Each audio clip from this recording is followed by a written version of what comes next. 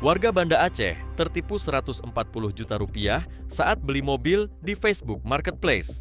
Zulkiram 60 tahun, warga Lungbata, Banda Aceh, jadi korban penipuan setelah melihat iklan mobil Veloz putih tahun 2016 seharga 148 juta rupiah di Facebook. Tertarik, ia lanjut komunikasi via WhatsApp dengan pelaku yang mengaku sebagai agen jual beli mobil. Zulkiram bahkan mengirim temannya ke Tangerang untuk mengecek mobil langsung. Mobilnya asli, tapi rekening pembayaran ternyata milik penipu.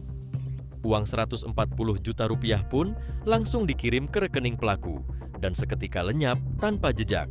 Setelah penyelidikan, polisi berhasil menangkap pria berinisial SA 28 tahun, warga Tangerang yang sempat kabur dan berpindah-pindah.